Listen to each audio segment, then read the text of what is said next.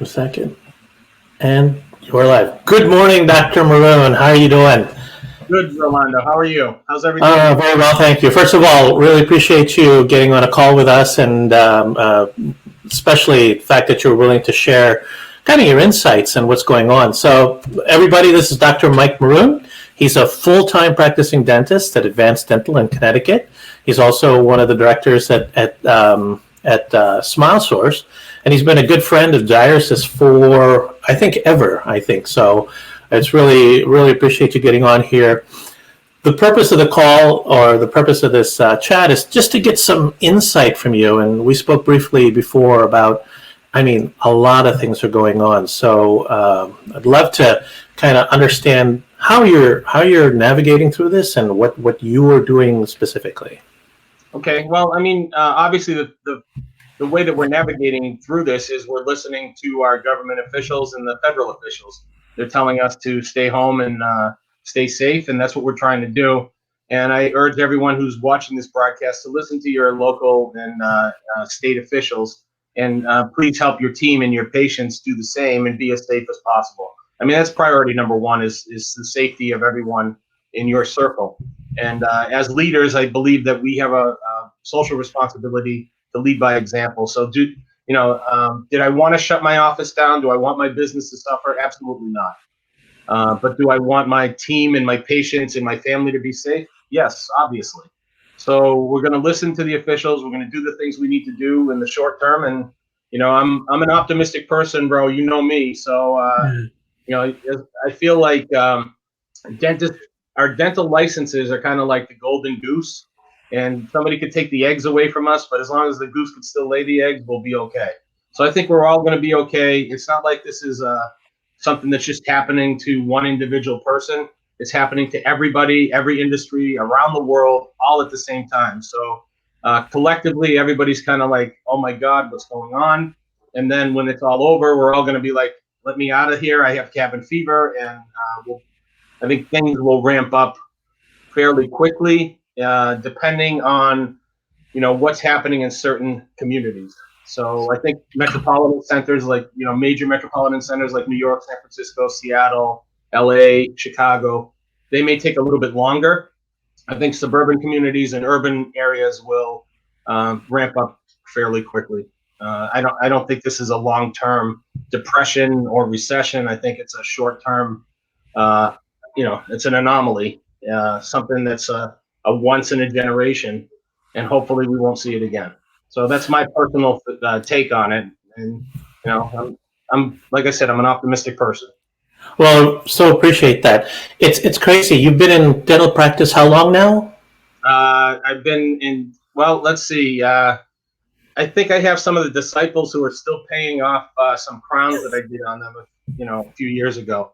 No, I've been in dentistry for 34 years. So wow. Have you ever seen anything this broad based, this globally impact, with such a global impact, especially in dentistry?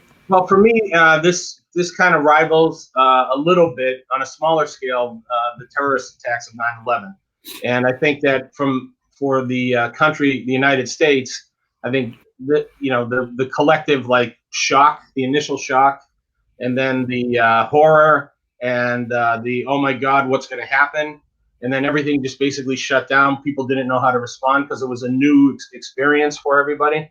And then I think what happened is you gradually saw that, okay, some of the rules changed, how we went to the airport changed.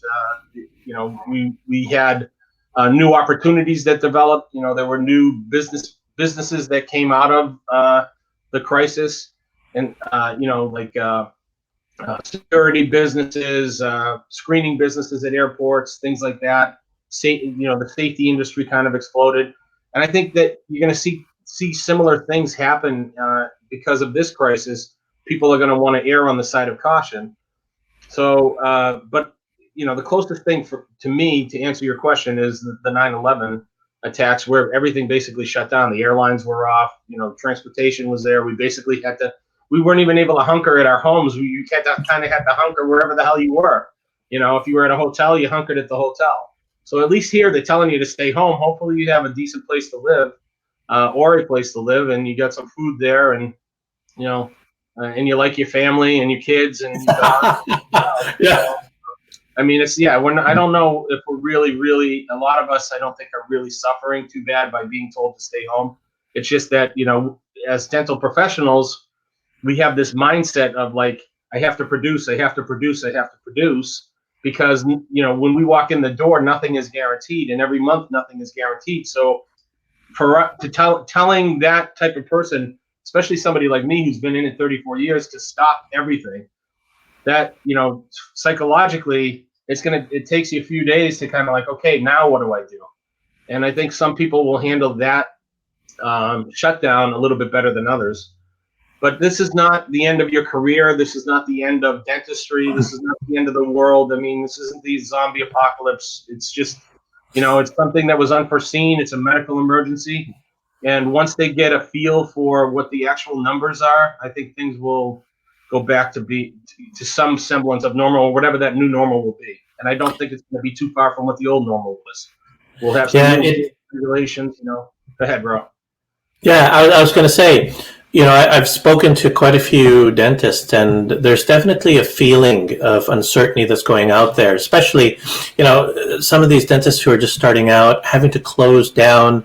I mean, I spoke, there was some context around debt and, what am I going to do? I mean, having been through, this, what advice would you give, or kind of what are you doing, and what advice would you give people who are, a little freaked out? So it's a very good question. So step one, I would tell you to make a list. Like, if you don't know what your assets and your liabilities are, understand what that is. How much cash do you have on hand?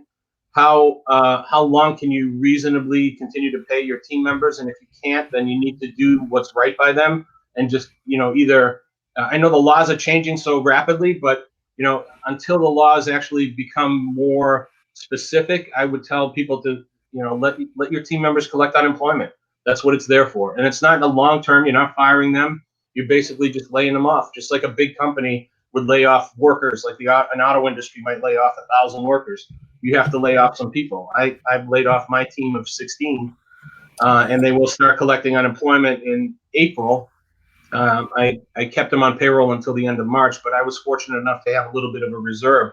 But I would tell you, look at your cash flow. What's the most important thing over the course of the next 2 months? And so in my mind, I'm looking at, okay, how long are we realistically going to be shut down? I'm looking at it as I'm going to lose a quarter of 2020.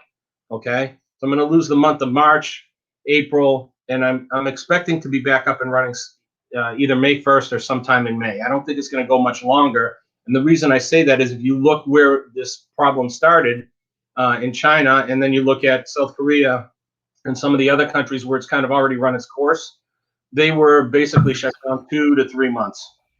So you can reasonably expect that that's going to be happening here in the United States.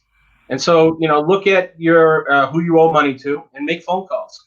Call your auto loan company, call your leasing people in your dental practice, and just say, hey, I need 2 or 3 months before I can get the payments up and running again.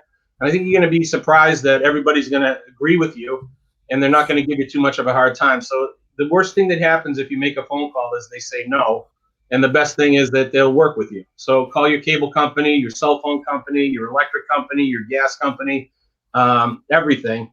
And then, keep your cash on hand to buy the things that you really need. If you have a medically compromised person living with you at home, whether it's a young child or a spouse or a parent, then you want to make sure that you have money to be able to take care of them. There's no reason to hoard the toilet paper, though. I mean, we still get the toilet paper. I mean, it's the whole toilet paper thing just boggles my mind. You can make, to get back to your question, you can make certain logical steps to ease your financial situation, and you have to look at it. I think some people, what happens is, they start freaking out and they're like, oh, I can't, how am I going to pay all my bills? Well, you're not going to pay all your bills. And the people who are loaning you the money know that you can't, because literally your business got shut down. If you're an employee or a staff member, you lost your paycheck. So there's no way you're going to pay all your bills. So what needs to happen is you need to contact those bill collectors and just say, I can't pay all my bills. Okay. And then see what they say. I mean, the worst thing that they say is, no, you need to pay your bills. And if they do, and you still can't, and you can't pay it, then I would tell you, don't pay it. Don't pay it for 2 months. What are they going to do? They're not going to come knocking on your door and repossess your car in 2 months. It's not going to happen. So just, create a financial game plan, a financial crisis game plan for yourself, your practice, and then share it with your team members. I think this is one thing that we can do as leaders, is share that game plan with our team members and help them navigate the crisis, because a lot of them don't think and plan financially like we do. And so if you can help them navigate the crisis, I think that's one of the most important things you can do for them right now. And I told my team members, stop eating out, go learn how to cook. You got plenty of time. Your internet's still there. The salt companies are decreasing the data. There's 1,000 recipes on TV. Learn how to cook. Don't spend money that you don't need to spend at this point in time. Just look after your family, look after yourself, and everything's going to be okay. Really appreciate that. You mentioned before, the banks don't want your dental practice. Is that right? No. I mean, think about it, Rolando. You think the banks, just like the housing crisis, you think the banks really want to foreclose on a dental practice? They don't. They're going to make their most money by keeping you alive and keeping you in business. And the banks realize that, they're going through it as well. I mean, they basically had the rug cut out from underneath them as well. Because if everybody in the country automatically shuts down, for the most part, they don't have the income coming in that they did as well. And so they're going to have to be flexible, just like we have to be, And so I think most of the banks, from what I've heard and what I've seen, will give you, they'll extend your mortgage, or they'll give you interest free, or they'll create a balloon payment on the end. I think, depending on what the bank is and what their crisis management is at the bank, will determine ultimately what offers they give you. But I think that it's in everyone's best interest to make that phone call or send an email and just ask the question, and then see what you can get. You'll be able to save thousands of dollars. I mean, I contacted some companies that I have equipment leases with, and they said, totally understand. They gave me 3 months. I'm going to start the payments back up in July. So I think people understand, that the whole country and the world is going through a crisis, and they're going to be realistic about it. They're not going to come down and send Moose and Rocco to your house and try and take the money that you don't have. That's right. Well, I really appreciate that. So you're currently only treating emergency cases, is that right? Yeah, we are following the guidelines established by the state of Connecticut and our governor, who wants Connecticut to stay basically shut down until April 22nd. And so we are considered an essential service, and we're following the ADA guidelines. Connecticut did not say that you cannot do any type of dental care, but we're members of the ADA and Connecticut State Dental Association, and both of them agree that we should postpone elective services. So we're just doing emergency care for the next, foreseeable future, the next few weeks. And I've even limited that down to a couple days a week. So, I mean, you're not going to make, it's not business as usual. I mean, we went from being, anywhere on any given month between 250,000 to 450,000 in production and collection. And now we're down to, if I make 4,000 or 5,000 in the month of April, I'll be happy. So it's that, you're not going to be able to sustain your business with that amount of money. And so, again, I've reached out, landlords, leasing companies, mortgage companies, suppliers, all that stuff, make the call and, cut your expenses for a few months and you'll be fine. Awesome. So how are you, as far as those procedures and all that type of stuff, is it, and with regard to Zyris and our Isolite system, do you use us with that, or is that something you also push off? Yeah, absolutely. I mean, right now there is concerns that the aerosols in dentistry could potentially be a route of transmission, although there's no known research indicating that. And I think that before we get all crazy with any new regulations, that we have to really take a close look at the route of transmission of the disease.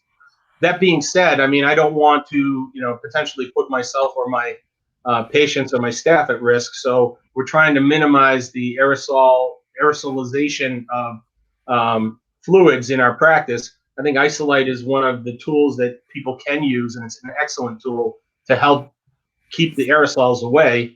We use Isolite on every procedure that I can, and it's the Isolite uh, product itself is very unique in that you can modify it to different situations. So the majority of procedures will use it the way that it comes, the full size. But for example, if I'm doing surgery where I'm doing extractions or anything like that, I can cut off pieces. I can modify it to make it fit the way I want, so that I'm not worried about people ingesting things or things going down their throat, and it allows me to still have the full field of vision that I need to do the procedure. So I love Isolite. We use it for just about everything in our practice, and I can't imagine going through this crisis without it.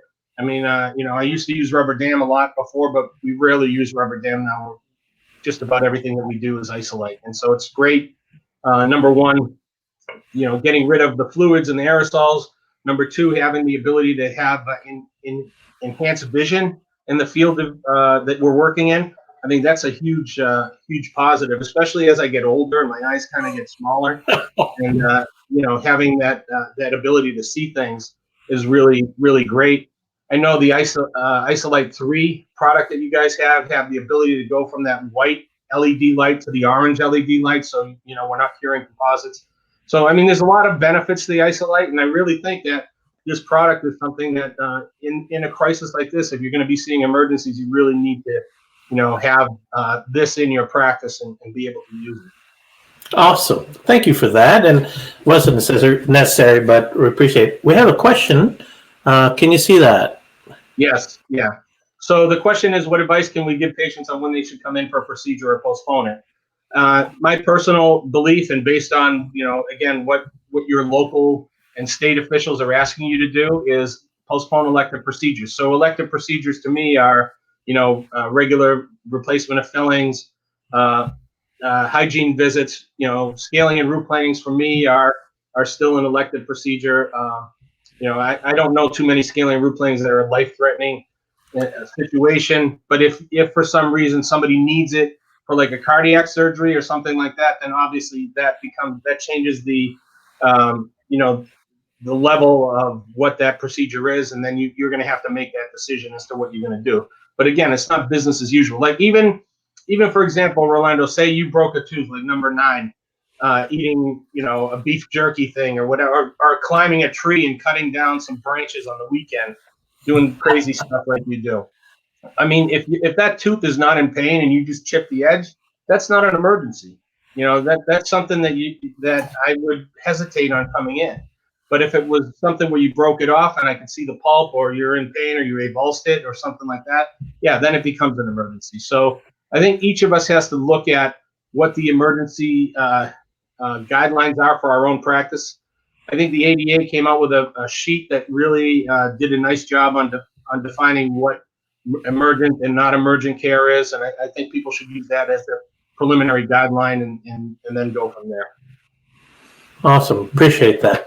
So it is kind of amazing that that things are the way they are, but I love the perspective that you have, especially taking a proactive approach to actively managing the situation as opposed to becoming, for lack of a better term, a victim of what's going on. And the message that you sent and the context about reaching out to everybody, because you hit it right on the nose. Everybody is going through this, and to not take that into consideration is crazy, and I think it's really helpful.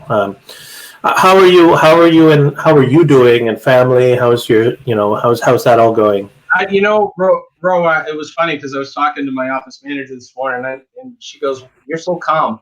I said, "I thrive on chaos anyway. So for me, like, the whole world is in chaos. This is heaven for me." I'm like, "This is awesome." Everybody's crazy.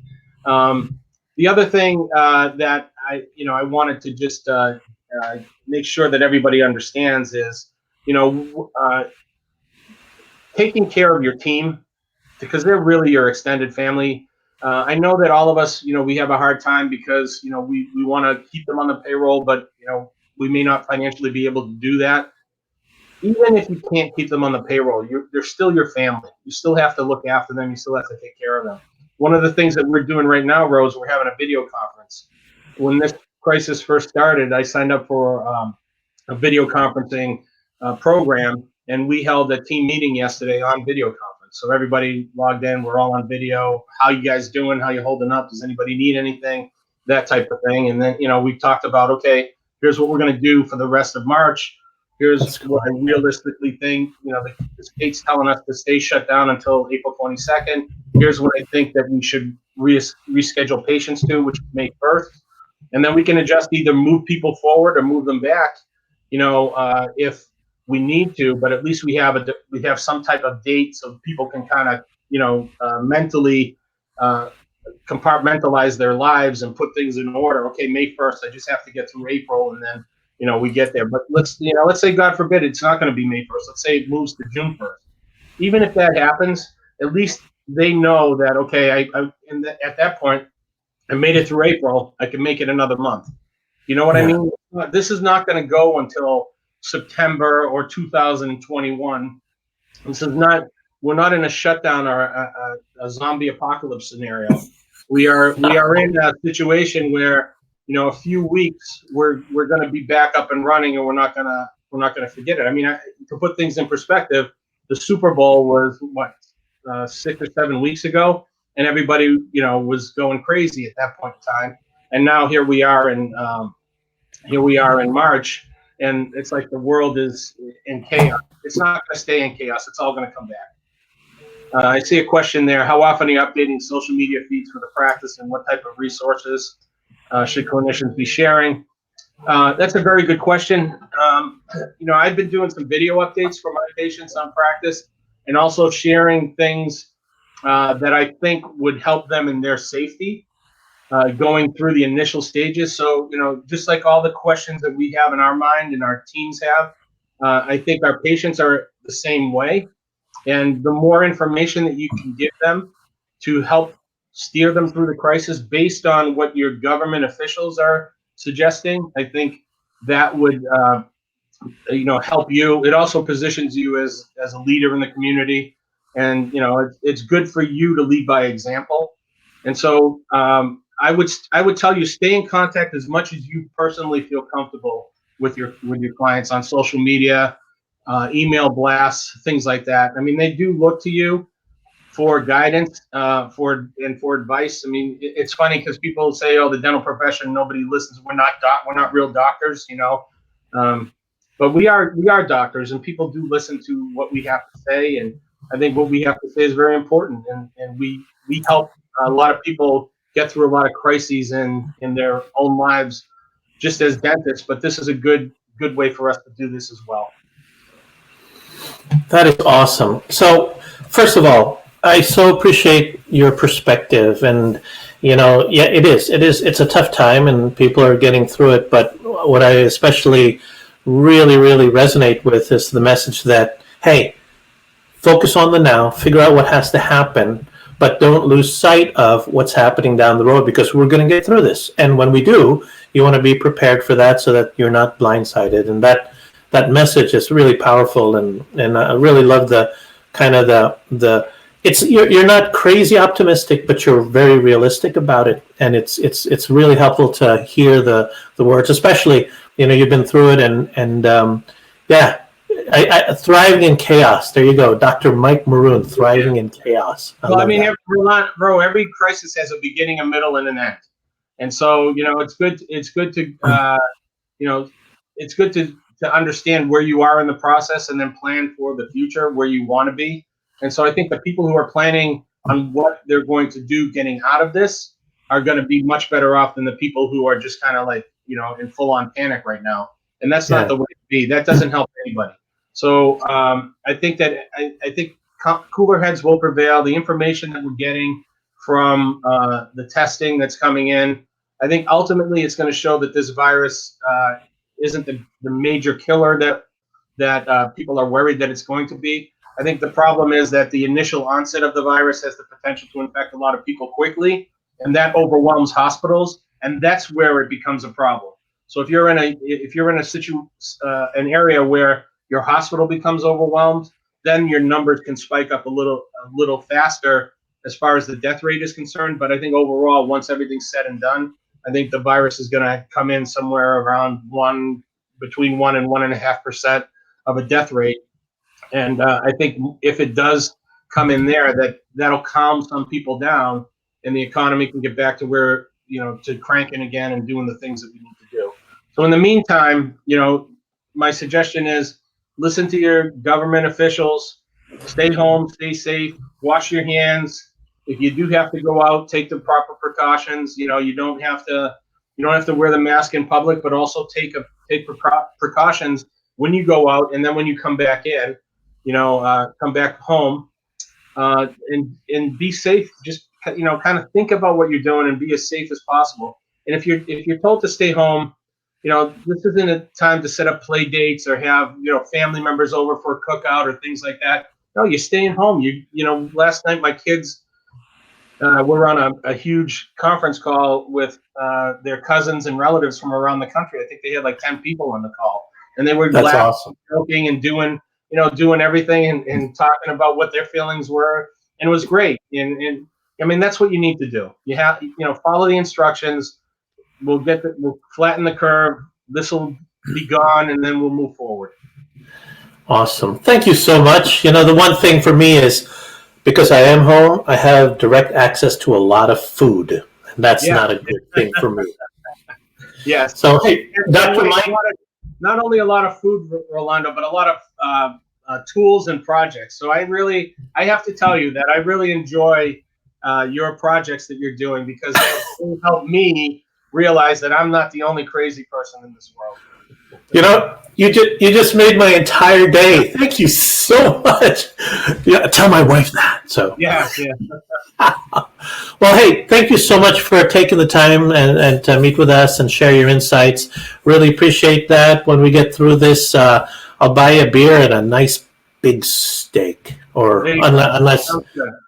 Yeah, there you go. Whatever, it doesn't matter. It's all good. So really appreciate it. Thank you. Please stay safe, and look forward to staying in touch, and hope everything is good with you. And really, really appreciate it. Thanks, Dr. Mike. I want to just leave on this one thing, Rolando, and you can cut me off after that. No, not at all. I want everybody to remember you already have the best gift that you'll ever receive in your life, and that's the gift of life. And so life is good. Enjoy. You count your blessings. Be grateful for all the things that you have that are around you. And this too shall pass. We will all get through it. And so stay positive, everyone. And if anybody needs any help, reach out to me personally. I'm happy to help you. Thank you so much. Really appreciate it. And it's a pleasure knowing you. It's a pleasure listening to you, and you stay safe too. Thanks. All right. Take care. Thank you so much.